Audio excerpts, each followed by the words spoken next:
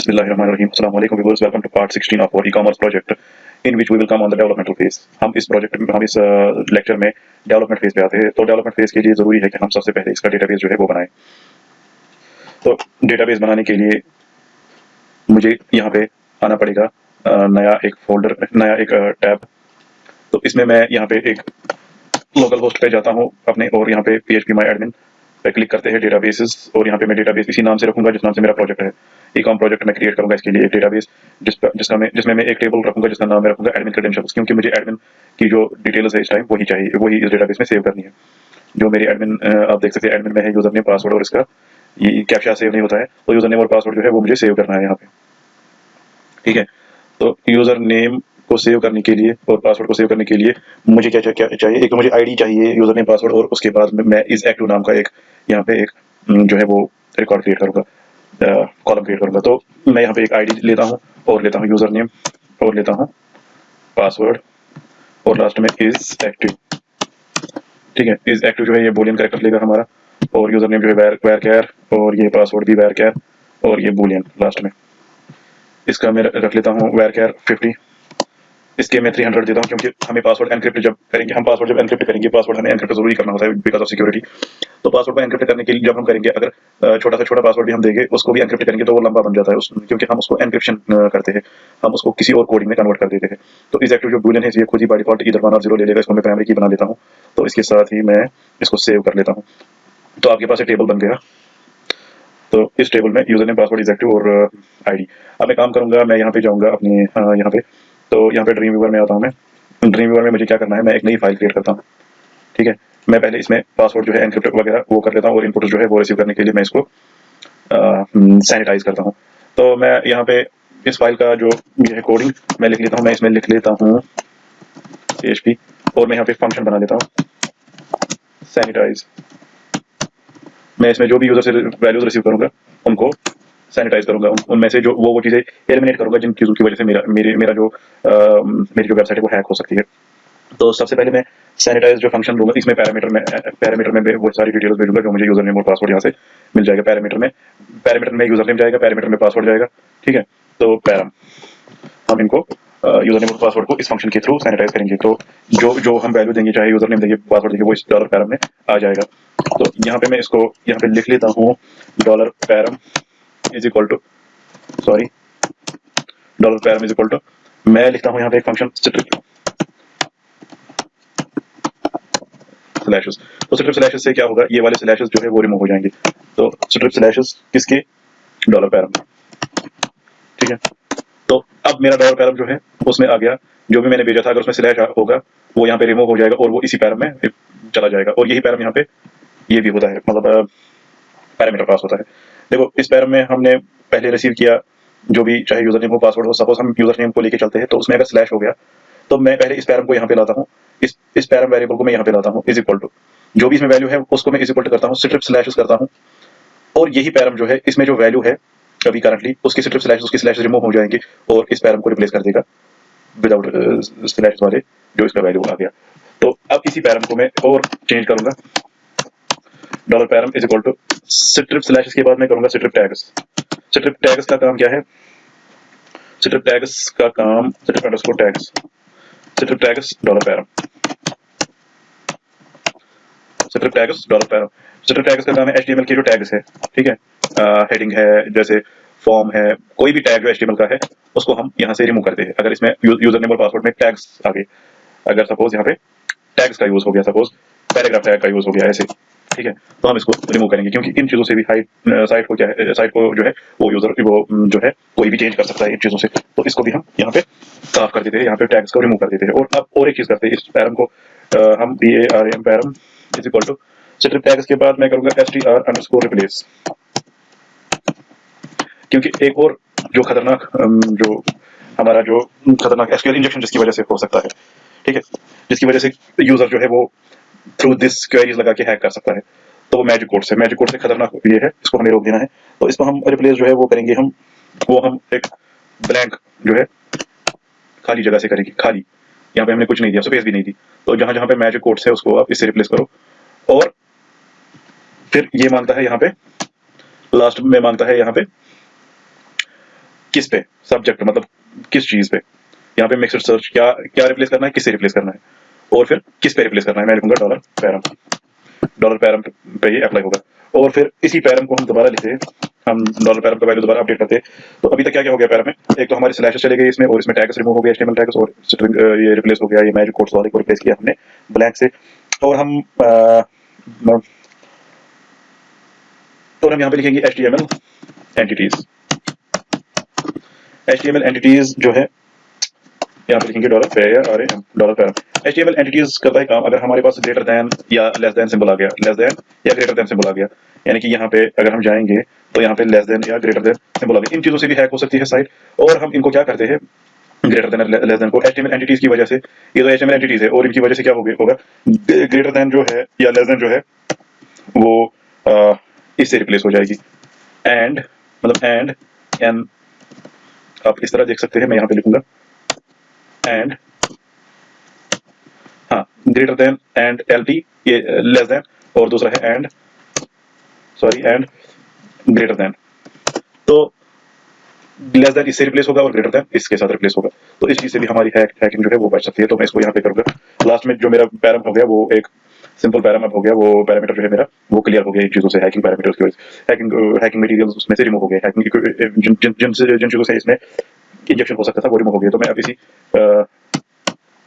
Param को return करता हूँ, रिटर्न डॉलर ये आ रहे हैं डॉलर पैरम। तो कहाँ रिटर्न करेगा, जहां से ये फंक्शन कॉल हो जाएगी। अभी मैंने इस फंक्शन को कॉल नहीं किया, और मैं इसको सेव रखूंगा क्योंकि ये सैनिटाइजेशन हमें हर पेज में जरूरत है। तो मैं इसको एक उस जगह सेव करता हूँ जहां पे मेरे राइटेबल कोड, जहां पे मैं वो कोड लिखूंगा जो मुझे हर फाइल में, जो मुझे रिपीट होगा, जो मेरा बार बार अपने प्रोग्राम में जो है वो रिपीट करना पड़ेगा। तो वो वाला कोड जो हमें रिपीट बार बार करना पड़ेगा, वो वाला कोड हम कैटलॉग में लिखते हैं। तो मैं इसका नाम रखूंगा, इस फाइल का नाम रखूंगा फंक्शंस डॉट टीपीएल। यहाँ पे मैं और एक फंक्शन एक बनाता हूँ इसमें, क्योंकि मेरा जो पासवर्ड एन्क्रिप्शन है मैं वही बनाता हूँ। यहाँ पे बनाता हूँ फंक्शन, मुझे अपना पासवर्ड जो है वो एनक्रिप्ट करना है। तो मैं यहाँ पे एनक्रिप्ट एक फंक्शन बनाऊंगा, और ये मुझे हर जगह जरूरत है जहाँ पे भी मेरा पासवर्ड होगा। तो मैं इसको उसी फाइल में सेव करता हूँ जहाँ पे मैंने वो वाला कोड लिखा कि जो मुझे हर फाइल में जरूरत, जो मुझे थ्रू आउट द सॉफ्टवेयर जो है वो जरूरत पड़ेगा, थ्रू आउट द वेबसाइट जो मुझे जरूरत पड़ेगा। और उसको मैंने functions.tbl से सेव रखा, और उसको मैंने कैटलॉग फोल्डर में सेव रखा। कैटलॉग फोल्डर में वही वाला कोड सेव रखता हूँ जो मुझे बार बार जो जिसकी मुझे जरूरत है। ठीक है, तो मैं यहाँ पे एनक्रिप्ट लिखूंगा, एनक्रिप्ट, इसको भी डॉलर PARM पैरम। ठीक है, और इस एनक्रिप्ट के अंदर जब मैं इसको पासवर्ड भेजूंगा एनक्रिप्शन के लिए, तो मैं लिखूंगा dollar PARM param is equal to, यहाँ पे मैं लिखूंगा कैसे मुझे उसको एनकोड करना है। मैं लिखूंगा बेस 64 अंडरस्कोर एनकोड। तो उसके अंदर मैं फिर से लिखूंगा बेस 64 अंडरस्कोर एनकोड, और उसके अंदर मैं लिखूंगा MD5 फिर SHA-1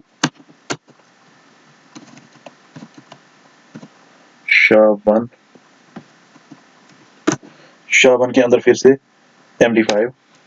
आप कुछ भी लिख सकते हैं, ये अपनी चॉइस है, जितना आपको पासवर्ड से स्ट्रांग बनाना होगा, जितना आपको एनक्रिप्शन जो है वो स्ट्रांग बनाना होगा, उतना आप लिख सकते हो। मैं और एक बेस 64 अंडरस्कोर एनकोड लिखता हूँ यहाँ पे, बेस 64 अंडरस्कोर, और इसके अंदर मैं लिखता हूँ किस पे काम करना है, मैं लिखूंगा डॉलर PARM पैरम, और इसको यहाँ पे क्लोज कर दूंगा।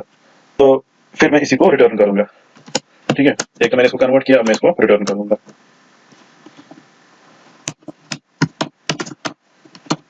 Return dollar param.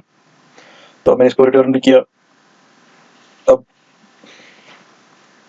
मैं इसको सेव करता हूँ, सेव ऑल। अब मैं आपको थोड़ा सा दिखाऊंगा कि इस चीज से हम क्या कर सकते हैं। मैं लॉगिन बॉडी पे चला जाता हूँ, और यहाँ पे मैं यहाँ पे लिखता हूँ एनक्रिप्ट फंक्शन, एनक्रिप्ट। सपोज मेरे पास एक पासवर्ड है, कोई भी पासवर्ड आप ले सकते हैं, मैं ले लूंगा, सपोज मैं ले लूंगा एडमिन 123। ठीक है, मैंने एनक्रिप्ट फंक्शन को कॉल किया, और उसमें मैंने जो है वो पैरामीटर जो है 123, लेकिन ये नहीं चलेगा। क्यों? मैं इस फंक्शंस में से इस एनक्रिप्ट को कॉल करता हूँ, लेकिन इस फंक्शंस और इस लॉगिन का कोई लिंक ही नहीं है। अभी मुझे ये फंक्शंस जो है ये इंक्लूड करना पड़ेगा मुझे लॉगिन बॉडी में। ठीक है, तो मैं सबसे पहले कैसे इंक्लूड करूँ इसको, क्योंकि functions.tbl जो है, जो इसमें सैनिटाइज वाला चीज है और इसमें एनक्रिप्ट वाला चीज है, ये मुझे थ्रू आउट द वेबसाइट जरूरत है, ये मुझे हर किसी पेज में जरूरत पड़ सकता है। मैं इसको कॉन्फिग में इंक्लूड करता हूँ। कॉन्फिग में मैं यहाँ पे अगर इंक्लूड करूंगा तो कॉन्फिग की वजह से ये इसमें भी इंक्लूड हो जाएगा। क्यों? क्योंकि इंडेक्स पे हम राउट में अगर देखेंगे तो यहाँ पे ऑलरेडी राउट में जो है url TPL जो है वो इंक्लूडेड है, ठीक है। और इंडेक्स नहीं, URL नहीं, जो ये राउट पे जो कोड लिखा है ये एक्चुअली में कहाँ लिखा हुआ है, ये एक्चुअली में हमने index.php पे लिखा हुआ है। मैं आपको दिखाऊंगा। ओपन, यहाँ पे मैं इंडेक्स को ओपन करता हूँ, तो हमने इसको इंडेक्स पे ही लिखा। देखिए आप, यहाँ पे मैंने कॉन्फ़िग को पहले ही इंक्लूड किया है, फिर मैंने राउट को यहाँ पे लाया हुआ है। तो दैट मीन्स राउट वाला जो कोड है सारा, ये एक्चुअली में कहाँ लिखा हुआ है, ये एक्चुअली में इंडेक्स पे लिखा हुआ है। और राउट में जो भी लिखा है, जो हमने राउट में किसको इंक्लूड किया है, हमने इसमें होम बॉडी को भी इंक्लूड किया, लेकिन एक्चुअल में अभी हम किस पे काम कर रहे हैं, इस पे काम कर रहे हैं। हमने home.tpl जो एडमिन में है उसको इंक्लूड किया हुआ है। तो जो home.tpl है वो भी हमारा किस पे आ गया, इंडेक्स, इनडायरेक्टली वो यहाँ पे आ गया, क्योंकि राउट यहाँ पे है, तो राउट के अंदर राउट के अंदर है हमारे पास admin.home.tpl। तो दैट मींस home.tpl वाला कोड भी कहाँ पे आ गया, राउट में आ गया, और राउट की वजह से इंडेक्स पे आ गया। तो सारा कोड एक्चुअली में इंडेक्स पे ही है। तो इसमें चूंकि कॉन्फ़िग ऑलरेडी इंक्लूडेड है, और होम जो है खुद होम में ही हमने किसको इंक्लूड किया है, एडमिन एसेंशियल्स।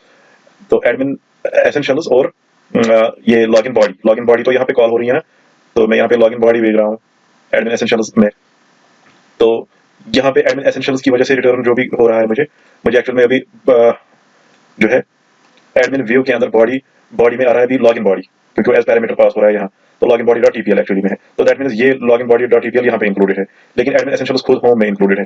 दैट मींस ये भी सब इंक्लूडेड है, ये इनडायरेक्टली, जो कि होम डॉट टीपीएल खुद कहाँ इंक्लूड है, राउट में इंक्लूड है। राउट कहाँ इंक्लूड है, खुद इंडेक्स में इंक्लूड है।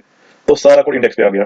That means config dot TPL indirectly हमारे पास इस पे भी इंक्लूडेड है, क्योंकि लॉगिन बॉडी डॉट टीपीएल भी राउट में, ये लॉगिन बॉडी डॉट टीपीएल भी इंडेक्स पे ही इंक्लूड है because of route dot TPL, क्योंकि राउट डॉट टीपीएल में होम डॉट टीपीएल है और होम डॉट टीपीएल में लॉगिन बॉडी डॉट टीपीएल है। तो ये सारा इस पे इंक्लूड है, जिसमें कॉन्फिग ऑलरेडी इंक्लूडेड है।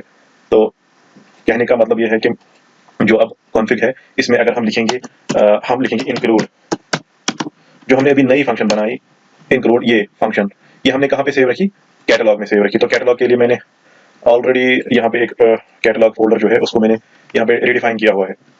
तो अगर हम देखते हैं, ये हमारा कैटलॉग है, इसको मैं कॉपी करता हूँ। तो ये मैंने मेन कैटलॉग में ही रखी, एडमिन में मैंने कैटलॉग नहीं बनाया है। तो आप देख सकते हैं एडमिन में कोई कैटलॉग ही नहीं है, ये मैंने मेन फोल्डर में ही कैटलॉग बनाया। तो मैं यहाँ पे लिखूंगा इंक्लूड, कंट्रोल वी, कैटलॉग में हमें इंक्लूड करना है, इसके साथ कॉन्कैटनेट करना है। कैटलॉग में कौन सी फाइल है, ठीक है,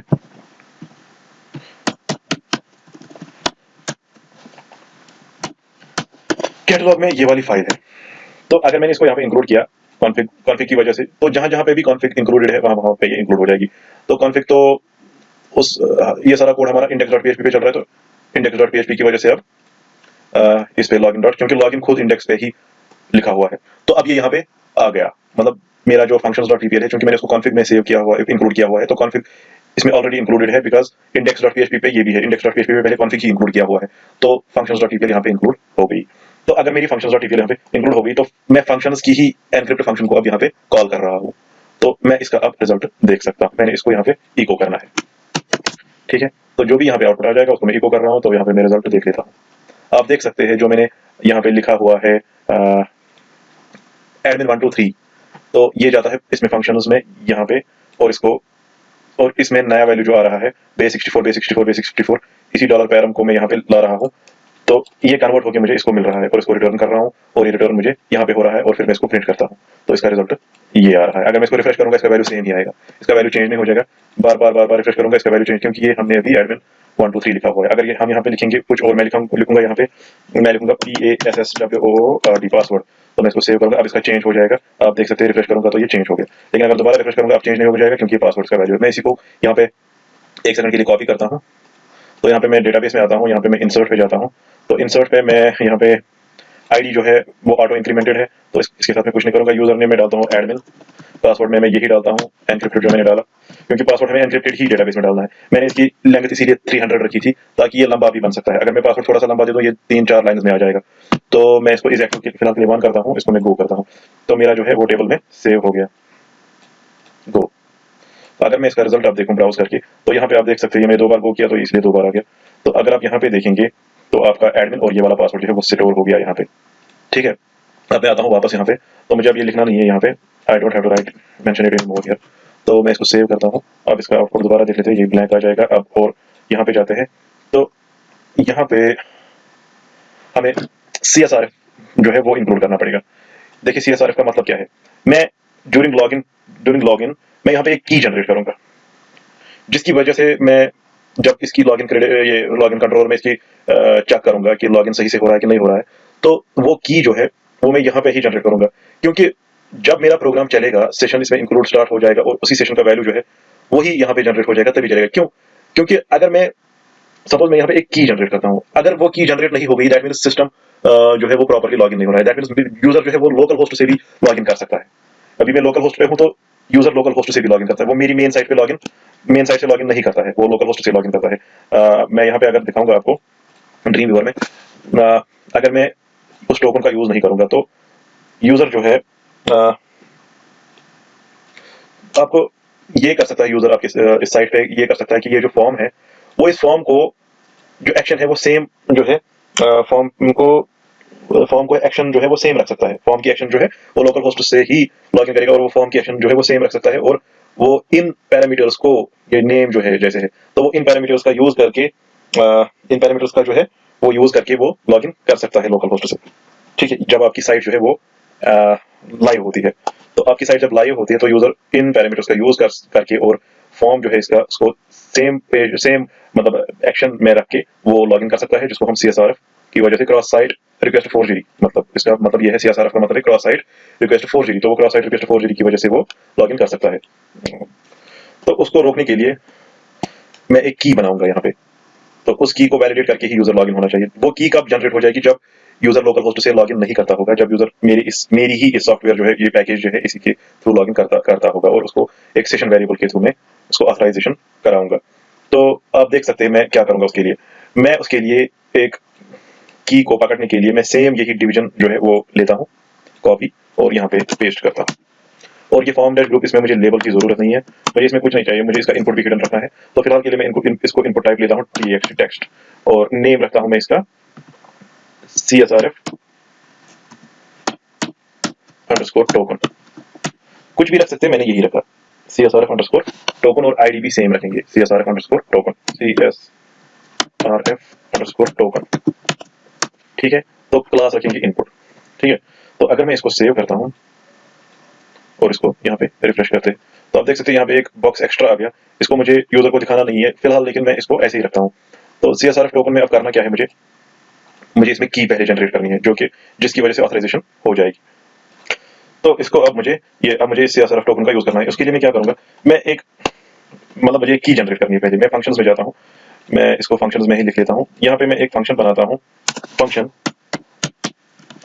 गेट CSRF, कुछ भी रख सकते हैं, मैंने रखा CSRF। तो गेट CSRF में कोई पैरामीटर नहीं जाएगा, तो इसमें मुझे लिखना है अब मुझे क्या होना चाहिए CSRF में। मैं एक टोकन बनाता हूँ, टोकन नाम से एक वेरिएबल बनाता हूँ, आप कुछ भी बना सकते हैं, मैं TOKEN से एक वेरिएबल नाम से एक वेरिएबल बनाता हूँ, और उस टोकन में मैं डालता हूँ इज इक्वल टू बेस, एक की जनरेट करता हूँ। मैं की कैसे जनरेट की जाती है, मैं कुछ भी यहाँ पे लिखूंगा बेस 64 अंडरस्कोर कैन कोड, मैं एक यूनिक आईडी जनरेट कर रहा हूँ। मैं यहाँ पे आप कुछ भी लिख सकते हैं, यूनिक आईडी की जितनी बार ये जितना आपको CSRF टोकन जो है बड़ा बनाना होगा, स्ट्रॉन्ग बनाना होगा, उतना बना सकते हो। मैं लिखूंगा unique UNIQ ID, unique ID UNIQ sorry ID, unique ID. तो मैं यूनिक आईडी के अंदर एक और यूनिक आईडी डालता हूँ, उसके अंदर और एक यूनिक आईडी, आप जितना डाल सकते हो, जितनी मर्जी होगी। और 3 बार मैंने इसको यूनिक आईडी डाल दी, और आप इसमें और एक बार डाल दीजिए, कोई बात नहीं है। तो मैं इतना ही ले लेता हूँ अब। तो एक यूनिक आईडी जनरेट हो गई यहाँ से। तो इसी यूनिक आईडी का, इसी टोकन का, इसी की का मैं यूज करूंगा। अब इसको पहले मैं यहाँ लाऊंगा इधर, तो फिर मैं इसको एक सेशन वेरिएबल में डालता हूँ। दैट मीन्स जब यूजर प्रॉपर्ली लॉगिन करेगा, प्रॉपर्ली इस पेज पे आएगा, और वो की जो है वो सेशन के साथ मैच हो जाएगी। ठीक है, सेशन वेरिएबल में मैं ये की रखूंगा, तो जब ही लॉगिन करने के टाइम वो की आ जाएगी, तब जाके ये जेन्युइन लॉगिन है, ये लोकल होस्ट से लॉगिन नहीं हुआ है। तो मैं इसको पहले उसके लिए क्या करूंगा, मैं यहाँ पे इसको यहाँ पे लिखूंगा, मैं इसको एक सेशन में डालता हूँ, $_सेशन सेशन को डालने से पहले हमें सेशन को स्टार्ट करना होगा। तो ये हम कॉन्फिग पे इंक्लूड कर रहे हैं, कॉन्फिग इसमें इंक्लूड है, तो इसको अलग से नहीं करना है, इसको यहीं पर कॉन्फिग में ही करना है। तो मैं कॉन्फिग में ऊपर मैंने यहाँ पे सेशन को ऑलरेडी स्टार्ट किया हुआ है, तो इसमें कोई टेंशन नहीं है, मैंने स्टार्ट किया हुआ है। अब मैं CSRF का जो वेरिएबल है उसको भी डिफाइन करूंगा, उसका सेशन भी नए से डिफाइन करूंगा यहाँ पे। तो मैं यहाँ पे लिख लेता हूँ, उसको लॉगिन रिलेटेड में लिख लेते हैं। ठीक है, या आप किसी भी जगह लिख सकते हैं, मैं लॉगिन रिलेटेड में ही लिख लेता हूँ। मैं लिख लेता हूँ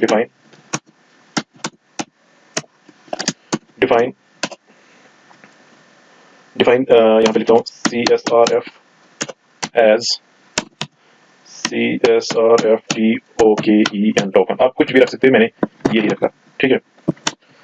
तो ये मैंने एक वेरिएबल यहाँ पे जिसको मैं इसको मैं एज सेशन वेरिएबल आगे यूज करूंगा, कभी कभार ये चेंज करना पड़ता है, इसीलिए मैंने इसको रिडिफाइन किया। तो मैं इसको सेव कर लेता हूँ, सेव ऑल। तो मैं इस CSRF का यूज अब करूंगा, कॉपी, तो इस पे जाता हूँ फंक्शंस में, सेशन, यहाँ पे मैं लिखूंगा यही CSRF, ठीक है, $_सेशन CSRF। तो इसमें मैं डालूंगा इज इक्वल टू जो मेरे पास अभी वैल्यू मिल रहा है की जनरेट, जो मेरे पास की जनरेट हो रही है उसी को मैं यहाँ पे डालता हूँ, $TOKEN टोकन, $टोकन, उसको मैंने इसमें डाला। तो अब मुझे इसको पहले, सबसे पहले यहाँ पे गिनाना है ना, जो मैंने ये की जनरेट की, तो मुझे उसको गेट भी करना है यहाँ पे पहले। तो उसको गेट करने के लिए मैं इसको रिटर्न करूंगा, क्योंकि मैं इस फंक्शन को कॉल करूंगा CSRF को,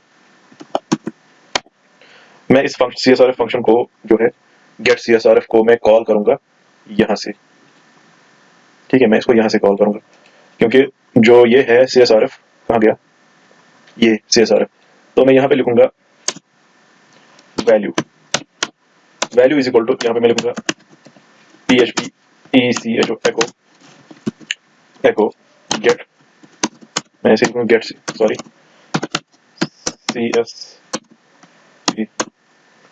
CSRF। तो ये फंक्शन यहाँ पे कॉल हो रही है, ठीक है, कौन सी फंक्शन कॉल हो रही है, CSRF, जो कि इसमें है फंक्शंस में, ठीक है।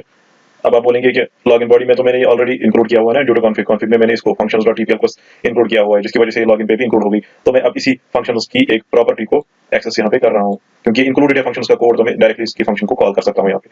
तो CSRF जो है वो एज ए वैल्यू जाती है यहाँ पे, मैं इसको अब सेव करूंगा, सेव ऑल। और लेकिन ये तब तक काम नहीं करेगा जब तक मैं इसको रिटर्न नहीं करूँ। आप देख सकते हैं अभी इसमें क्या आ गया, ठीक है, मैंने अभी इसको रिटर्न नहीं किया हुआ है वहां से, तो इसके लिए मुझे यहाँ पे रिटर्न करना पड़ेगा, क्योंकि मैं इसको कॉल कर रहा हूँ लेकिन रिटर्न नहीं कर रहा हूँ ना यहाँ पे। तो यहाँ पे मुझे पहले इसको रिटर्न करना पड़ेगा, मैं इसको कॉल कर रहा हूँ CSRF को, लेकिन कुछ वैल्यू तो रिटर्न करना पड़ेगा। अभी मैं सिर्फ सेशन में डाल रहा हूँ ये वैल्यू जो मैंने जनरेट किया, अब मैं इसको रिटर्न भी करूंगा, जहाँ से ये कॉल हो जाएगी सेशन में, तो डाला ही डाला ये, अब रिटर्न भी हो जाएगा, रिटर्न $टोकन। अब इसको अगर सेव करते हैं, अब ये जो यूनिक आईडी जनरेट हो गई, ये यहाँ पे आ जाएगी। कुछ एरर है इसमें, यूनिक आईडी, तो यहाँ पे है कुछ एरर, यूनिक आईडी, तो ये यहाँ पे एरर है। यूनिक आईडी जो है ये एक फंक्शन है, तो हमने इसको ब्रेसेस नहीं लगाए थे, तो ये यही एरर हो रहा है। आप देख सकते हैं, अगर हम 1 मिनट के लिए ये रिटर्न नहीं करते हैं तो क्या होगा, सेव और इसको देख लेते हैं, तो यहाँ पे कुछ भी रिटर्न नहीं हुआ। अगर आप रिटर्न करते हैं तो आप देख सकते हैं, मैं इसको गेट CSRF कर रहा हूँ, तो यहाँ पे रिफ्रेश करूंगा तो यहाँ पे एक की बन गई मेरे पास, ठीक है। अगर मैं रिफ्रेश करूंगा तो ये की चेंज हो जाएगी, ये चेंज हो रही है। अगर मैं अब इसका व्यू पेज सोर्स भी करूंगा, सॉरी, अगर मैंने अब इसका व्यू पेज सोर्स किया तो ये जो है CSRF टोकन ये यहाँ पे है। तो हर किसी लॉगिन, जब मैं हर कोई रिफ्रेश करूँ, हर कोई बार इस पेज को लोड करूँ, तो आप देख सकते हैं इसका वैल्यू चेंज हो रहा है नीचे, आप देख सकते हैं इसका वैल्यू चेंज हो रहा है। दैट मीन्स ये यूनिक आईडी जनरेट हो रही है, जो कि मैं एक सेशन वेरिएबल में अब स्टोर करूंगा जब यूजर को लॉगिन करना होगा, ठीक है। जब यूजर को लॉगिन करना होगा तो यहाँ पे तो एक सेशन में मैंने स्टोर कर दी। जब मैं इसको लॉगिन की कंडीशंस, टर्म्स एंड कंडीशंस, मतलब लॉगिन का कंट्रोलर जब मैं बनाऊंगा, जब मैं लॉगिन पार्ट पे आ जाऊंगा, तब मैं इसको चेक करूंगा कि क्या ये टोकन यही है, तो उसी से मुझे डिक्लेयर हो जाएगा कि यूजर जो है लोकल होस्ट से लॉगिन नहीं कर रहा है, वो मेरी ही जो बनाई हुई साइट है उसी से पर्टिकुलरली, मतलब जेन्युइनली लॉगिन कर रहा है। तो यहाँ पे मुझे इस की को हिडन रखना है, तो यहाँ पे मैं एडमिन लॉगिन, तो यहाँ पे मैं इसको लिखता हूँ टेक्स्ट के बदले input type is equal to hidden. तो सेव करते हैं। अब आप देख सकते हैं इसका रिजल्ट, मैं इसको व्यू पेज सोर्स करता हूँ और मैंने इसको हिडन रखा, और यहाँ पे एक की आप देख सकते हैं चेंज हो जाएगी, ये आप देखिए ये चेंज हो रही है, तो सही जा रहा है। तो यहाँ पे लॉगिन, तो यहाँ पे की बन रही है लेकिन वो हिडन है। तो आज के इस ट्यूटोरियल में इतना ही, आगे हम मिलते हैं नेक्स्ट ट्यूटोरियल में। Thank you.